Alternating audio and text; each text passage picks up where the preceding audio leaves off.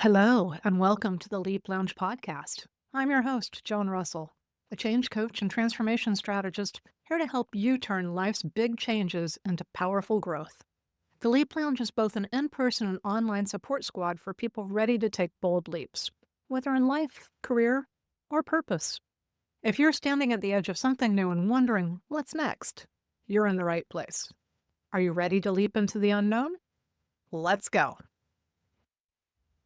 Hello, and welcome to the Leap Lounge podcast. I'm here today with Kolby Goodman, who is a career development expert here in San Diego, and he has written this book, Start Now, 49 Other Things That You Can Do in Order to Find Employment by Graduation. So he's here today to talk to our Leap Loungers about what happens when maybe you had to leap because you were laid off. So, Kolby, you're a career coach here in San Diego, leadership development expert. It's July 2025. Oof. Yes. And what are you seeing from here in the labor market right now? It's a question I've gotten a heck of a lot in the last 2 years. And it's one that is complicated to answer. There's no easy thing. And I want to take your question. I want to kind of dive into it just a little bit. I think in terms of what the market is statistically, it's fine. It is not the boom that we saw in 2021, 22. It is not the bust that we felt like in 23 and 24. This is statistically, we are hovering around the mid to late 2010s. It feels so much more insurmountable and crushing because we did have a high and we dropped to a low pretty fast, sprinkled in with a whole nother era of humanity, AI, automation, right sizing of business, money isn't cheap anymore. And so it feels so much more crushing. And so long story short, it can feel like the sky is falling. But what I have found with my clients with the right strategies, this is actually a boom time for the right people. Ooh, okay. And who are you seeing really succeed in this market right? It's people who understand that they no longer can sell their wares based on what they do. I think for a long time, we were in an environment where if you could do the job, if you were a warm body, if you checked enough boxes, you were given a fair shot. But now, as companies' belts are getting tightened, as budgets are being highly scrutinized, and as labor is some of the first things that go, the next dollar a company puts into any asset, whether it's a warehouse, a forklift, a coffee machine, or a new hire, there has to be a very obvious display of return on investment. So the people who are succeeding, and the way that I coach my clients, is stop telling everybody that you're a great job doer and start communicating and conveying that you can be an impactful problem solver for that next employer. An impactful problem solver for your next employer. Okay. So how would one go about figuring out how they're creating impact for an employer and showing that they have that ROI that says, hire me? So you were brought on in every single one of your roles because you have an ROI. You're not getting hired out of pity or out of charity, right? At least in a for-profit space, even in our space. So I think the first thing anybody should be doing is to go into the people around them to blatantly. There's two buckets in your impact. There's business and there's human. So first go to business. How are you helping an organization make more money, save time, or limit risk? Those are all the core drivers of business, because if none of those work, then you don't have a business. And then the human aspect of it is, yes, how are you sparking excitement? How are you getting people to find joy? But I think most importantly, how are you relieving pain and suffering from the people around you? I love this. I love talking about pain points because pain points are really a space where you can dive deep in and just be like, hey, how can I solve for these pain points? And when you're taking a look at employers or potential employers, how do you find out what their pain points are? So you got to do a bit of critical thinking. And I think this starts with the job description. Now, we all know the application process is broken. It has been nucleared So in broken, so oblivion. nuked completely. So you have to go out there and stop looking at job descriptions as things to do or roles to fill, primarily because people tend to go out there and they go through the infinite scroll of Indeed or LinkedIn and they look at the job and they ask themselves, can I do this? Am I qualified? And ultimately what you're doing is you are asking a computer screen to validate who you are as a professional and as a person. Oh, wow. That hits. Okay. And you're always going to lose. So instead of asking this very binary, am I good enough or am I not good enough question, ask yourself, how can I be potentially be the most impactful problem solver for this role? And it takes a little bit of advanced thinking and critical problem solving, ironically, to figure out how you're the best problem solver, because you don't just say, can I do this? You don't just check the box. You say, based on the company, based on the job description, based on who's involved in the decision-making process for this position, and based on what they want me to do, how do I reverse engineer if they want me to do this action and potentially have this result in more money, less costs, less time, less risk? What problems could they be facing where they can see me as the solution to those problems? Yeah. I like this because a lot of the people that are listening to this right now are looking at pivoting into another career role, perhaps. So taking that thought process rather than looking at the job description and just trying to fill in the blanks, getting in a little bit deeper there, how does that help with perhaps career changers? Well, because you're no longer pigeonholing yourself. I would say that what you think you're good at is simply a surface level manifestation of the problems that you solve. So if you're Wait. Go back and say that again, because that was good. what you think you're good at is only surface level of the problems that you solve. You do your job not because it needs to be done, but because there's a problem lying underneath that you're solving by doing the work. Okay. So if you're an accountant, right, you may think I'm really good with numbers, I'm really good with experience. I would argue potentially there's something there where you're not simply just good at math and numbers and dollars, but you're actually good at translating numbers and data into business decisions.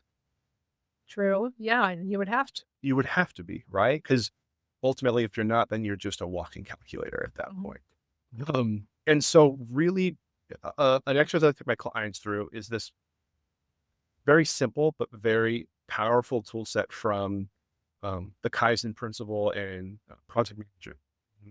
I lovingly call it the toddler approach because I have one of those at home, but officially it's called the 5 whys. And it literally is you asking yourself why 5 times in a row to get to the core root of the problem. So I'm an accountant. Well, I'm a good accountant. Why? I'm a good accountant because, I'm really good with the numbers and I understand the business flow. Why? Because I'm really curious about how the numbers impact the business. Why? And so you just keep going down the path here, and it sounds redundant, but it ultimately gets you to the root cause analysis of the problems you solve and why you're so good at solving those problems. Okay, so you get that root cause analysis, why you're so good at solving those problems. What do you do next? You What do you do with that? Because that's good info. Your job there is to go out there and do some market research to say who is suffering from these problems. Okay. The mindset shift I help my clients with is to stop looking for jobs, but you start looking for problems. Start looking for problems instead. Okay. People pay for problems to go away. Yeah, they do. And yeah, this is true. Like everything from as big as the place that you live to as small as a pack of gum isn't simply the thing for you. It is what the thing does for you. It takes away the pain, helps you not sleep in the rain, helps get rid of that coffee breath. And so if you can shift that mindset into, well, first of all, understanding what your core problem set is and why you're so good at it, both technically and passionately, personally, soulfully, so to speak, and then say who is suffering from this problem the most that they're willing to pay for it to go away. And how do you find those people? So this is the part of the process that is extremely scary, stressful, and requires a ton of vulnerability. And it is complexly and simply putting yourself out there. Networking. Networking. And I know that term has a lot of charged connotation, and I don't blame people who cringe at that word. So I would challenge you. A lot of networking events are super Yeah, cringe. you bring soul to you get the people are handing out business cards like a blackjack dealer. Like So I would challenge your listeners to go out there and say, I don't want to build a network. I want to go develop relationships. And I think if you look at it like that, and then also leverage your innate sense of curiosity, because as a problem solver, you are probably asking more questions than you think you are. And you need to take that energy and that power and put it out to the rest of the world. And that kind of takes the edge off of the cringe too. If you are going in as a problem solver and being very curious about the problem and curious about how you can help impact that, that kind of takes you out of that whole, I'm, I look like a dork doing this. But there is a vulnerability there, but also too, I think if you can showcase genuine curiosity and ask, like my gauge on what is a good question, good conversation, and what is not a great conversation is how many times I get told, "Oh, that's a really good question." I love that. I get a little like uh, twinkle fairy dust glimmer in my eye when I get told that, because that tells me that is something that the person respects, that they have to go deeper on, and that it forces them to think in a way either they haven't in a long time or they've never had before. And that is how relationships are deepened, is when we force each other to think and to be really purposeful with our interactions. And even if, let's say, you go through that conversation, you ask good questions, you realize this person has a problem that I cannot solve. Mhm. But in the conversation, you have gained respect, you've gained connection. And then ultimately, you should be sharing more about what you can do and how you help.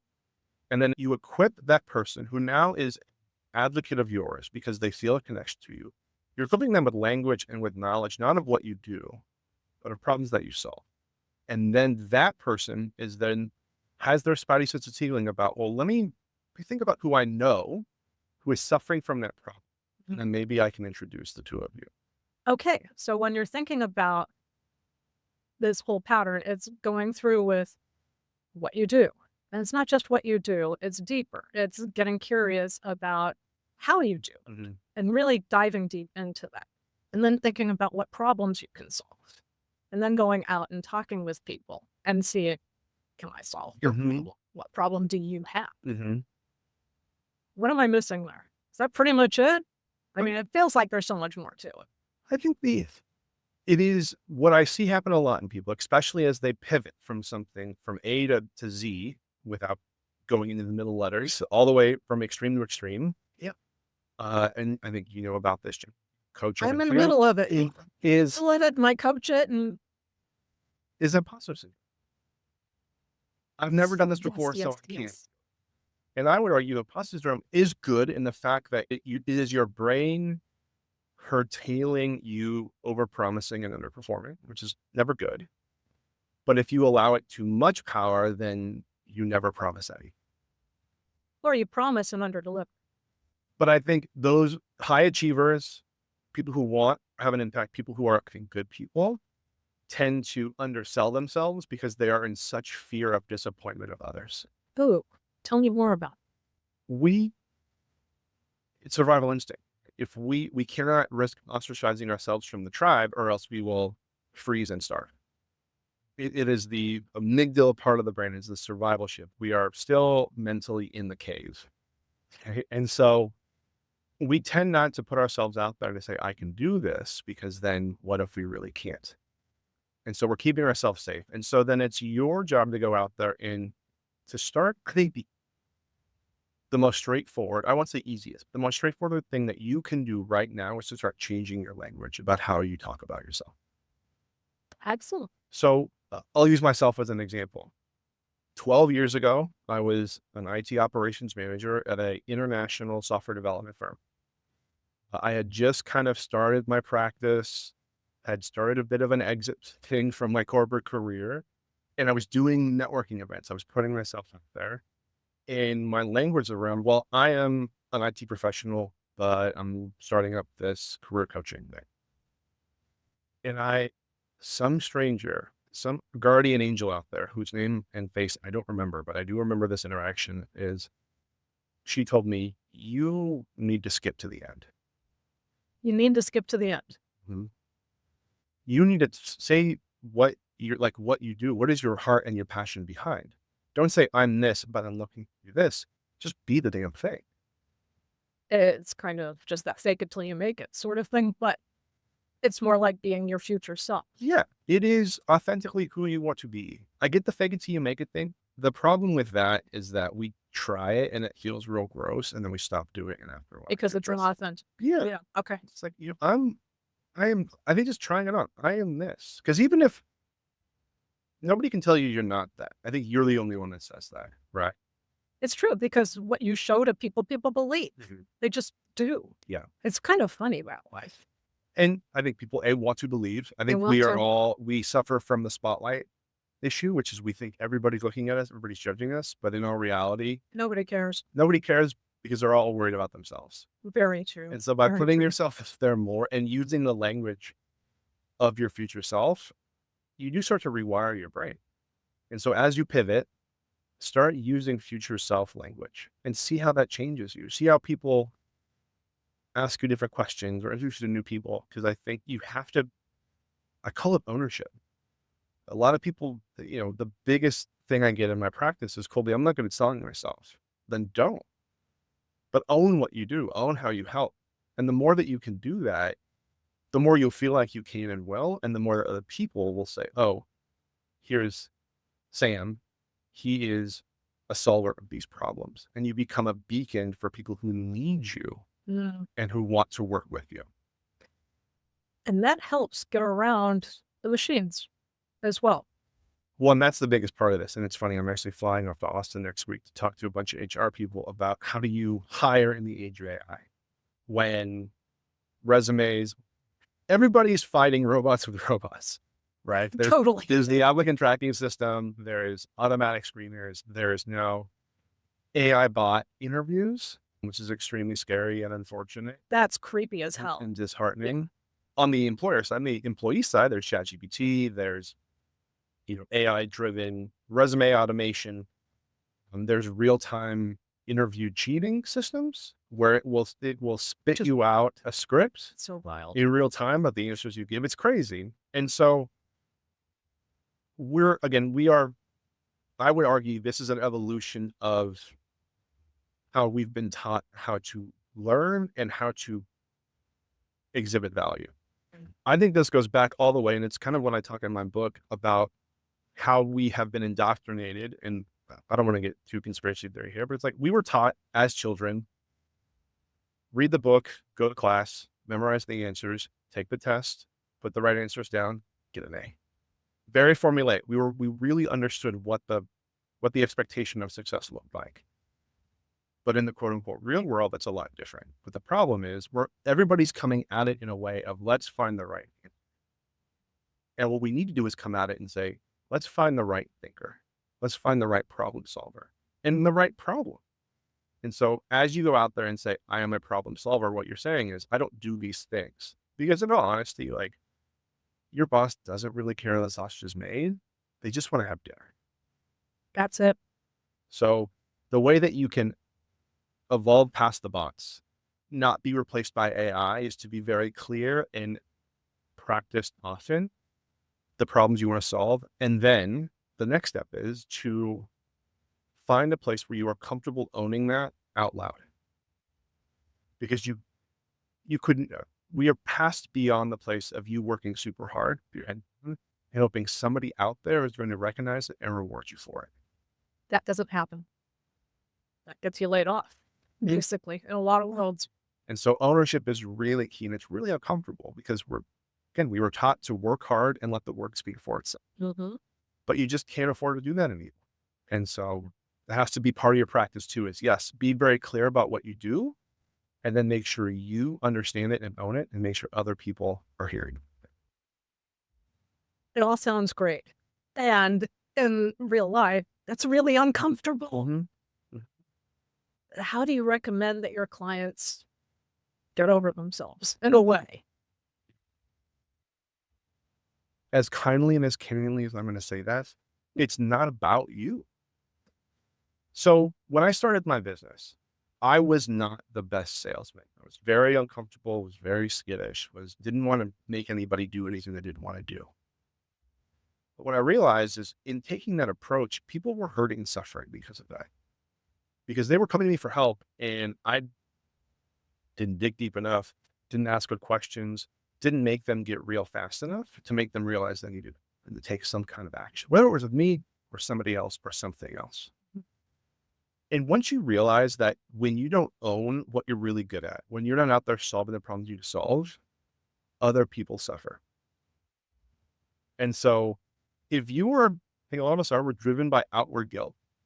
We can say no to ourselves all along, but if you get asked to do something, you're going to say, you're going to bend over backwards to help that person, to go help that person move, or to go change that tire, or to watch those person's kids in the evening kind of thing. You need to think about who is suffering because you're not speaking up and letting them know that you can help. That's a hard one. Yeah. You can't overcome the guilt. And this is a full disclosure moment because Kolby is actually my career coach.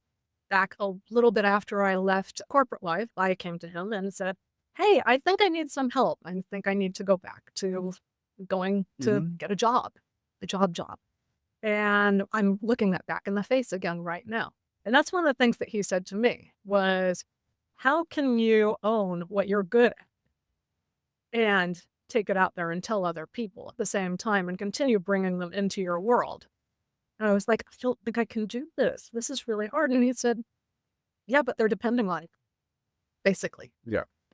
And here we are in this podcast booth doing what we're both really good at right now, facilitating and him sharing his expertise when it comes to helping people find great jobs and careers. And more than that, to help them find themselves Mm. and get real with what they're good at as well. So, what are some of the strengths of people that you've worked with who've been able to find what they love quickly? It's seeking clarity, first and foremost. A lot of us, myself included, for a long time, had a career on accident. Graduate from college, get a job by happenstance, by luck, by introduction. And then you just kind of fall up, maybe. And then you end up waking up one day asking yourself, how the hell did I get here? So clarity is going to help bring purpose and bring direction. Even if your end result, your finish line is completely over the horizon, at least you know how you're getting there eventually. So clarity is going to be key. Beyond that, again, I think it's giving yourself permission to go seek what you want. Because I think people, especially pivoters and leapers, there's this fear of having to start over or not making enough money or having to sacrifice even more, even though they did that early in their careers. Mhm. I don't think that has to be the case. Again, if you get clear and if your communication is, Mhm.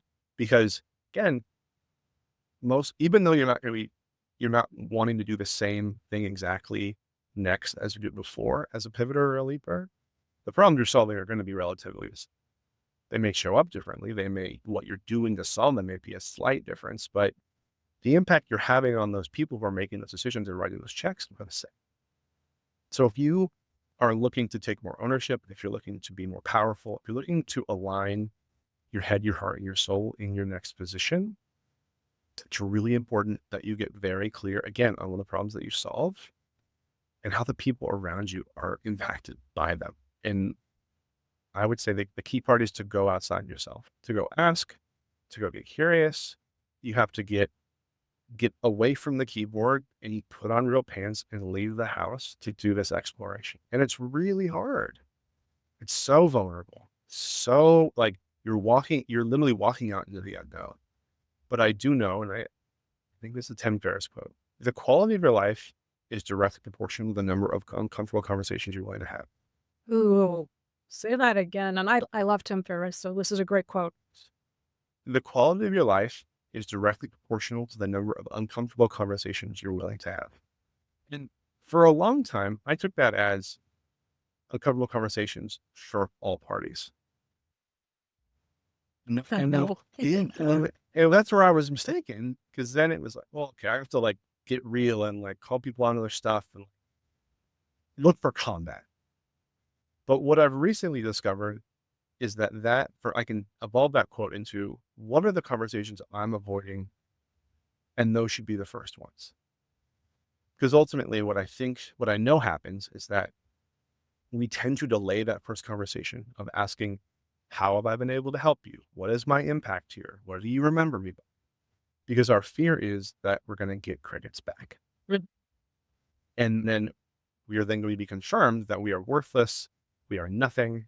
That little voice, that voice of doubt in the back of our heads has been right all along. And so we're trying to snuff it out by ignoring it. I think you and I both know it just gets bigger and bigger and bigger. It does. It does. It starts screaming after Mhm. a while.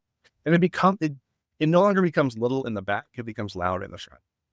And so the quicker you can rip that bandit, the quicker you can call that former boss, the quicker you can ask that coworker that really vulnerable question and realize that there was nothing to fear in the first place. I'm not going to, that first one's not going to be the hardest part of the first one. The first conversation isn't the conversation. It's going to be opening your mouth to say the first word. It's going to be getting the guts to ask them, hey, can we get on the call? Yeah. What I have found is the clients who can quicker get to that point and rip off that band, the faster they get. The farther they get, the faster. Okay. So it's always that, like, that first action may take 5 minutes, but if it takes you a year to do in the first place, that's where you're going to waste a lot of it. Wow. That's a lot. Okay. So just to kind of get it in motion here, you lost your job. You kind of want to go into something else.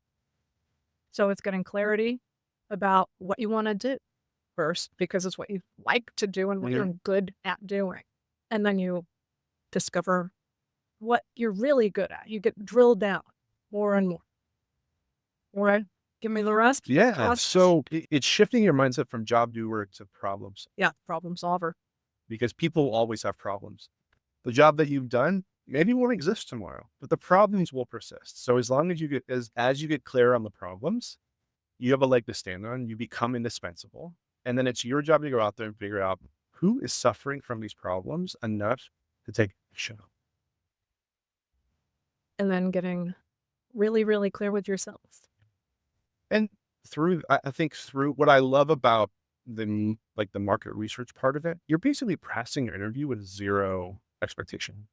You're asking questions, you're sharing about yourself, and the other person isn't judging you in worth of a job. They're just having a conversation with you. And so you can market test your marketing, your communication, your copy, so to speak, in a way that you say, does that make sense? Or is that clear there? Or you can take those questions back about you to say, okay, this isn't clear enough, or I said that wrong. And so you can stress test your interviews in a very low risk environment, because that then is going to allow you, as you put yourself out there as a problem solver, as you start to build your tribe, your apostles around you, you're going to eventually find somebody who's suffering from that. And they're going to be introduced to you as somebody who can solve the problem. As you go into that conversation, continue leading with that curiosity. Ask, because again, it's no longer you looking and proving yourself for a job. It is you getting clarity on what somebody's problem is. And then telling them if you are the right person to solve it for them and why. It's sales. It's sales. And I will tell those people out there who have never sold anything in their lives, A, that's false.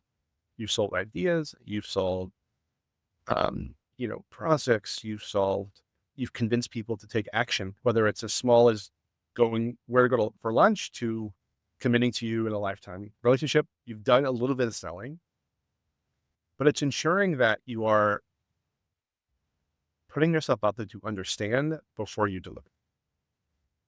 Because that's the problem in interviews is we try to sell. This is why you should hire me. But if you can get curious and ask questions, You need to.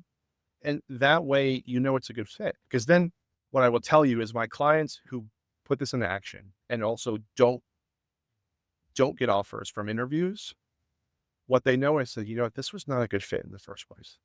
They are not playing Monday morning quarterback trying to figure out what I did wrong, what I said wrong, where did I fail? It was that they had problems that I couldn't solve for them.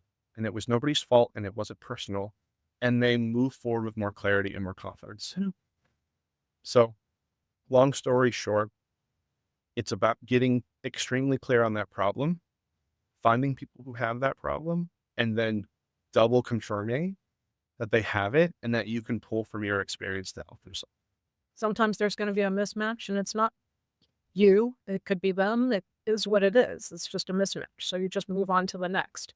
And when you said we've all sold, I always go back to the toddler thing with, well, how often does your child ask you for a cookie? Infinitely. Yeah. And how does he sell you on it? He's just friggin' adorable. Okay, we can't quite do that in job. I mean, he's already learning about features and benefits, I'm sure. He is. He knows if if he cleans up, if he busts his plate, he knows that behavior equals reward. Mhm. And so I think if you've sold ideas, you've asked, you've had big asks. So you got to get over that fear. I don't think there's a formula to it. I don't think that there's like, I can give anybody out there. It is just the biggest act, go get it over with as quickly as possible. Is that whole Brian Tracy eat that frog Yeah. thing? Mhm. Yeah. With first thing you do Just every day, get do the the hard hardest thing thing done. and then everything else looks like, Pretty much. Okay. Kolby, anything else that you'd like to share with the Leap audience? I think if you're in a place where you're having some trouble, where you are unclear what that problem is, if you're not sure how to ask those questions, if you're just completely lost, or you feel like you've been left behind in a technology of the market, you're not. You just don't see the path yet. And if you need help finding that path, there's a ton of resources out there. Joan's one, I'm one. If you're interested in learning more about what I do, feel free to, the best way to get to me and to learn from me is just go to my LinkedIn profile. Kolby Goodman, Kolby Goodman, just like it sounds. I just published a book last year. And if you have a young person in your life who is um, jobless, who is underemployed, and who is just hopeless as a entry-level sufferer, pick this up. It's a $5 download on Amazon for your Kindle. And I think it could really help them out. Information will be in the show notes. Thank you, Kolby, for being here today and helping our leapers. And I feel like there might be some reaching out to you because it's a ride out there, right? It is. And thank you so much for having me, Joan. I really appreciate it. I do too. This has been great. I'm so glad we got to spend time together. Thank you for joining us at the Leap Lounge. We'll see you next time. Bye. Thank you for joining us at the Leap Lounge today. Please be sure to like and follow us. To find out more about the Leap Lounge, visit us online. Go to theleaplounge.com. Have a great day. We'll see you next time. Bye-bye.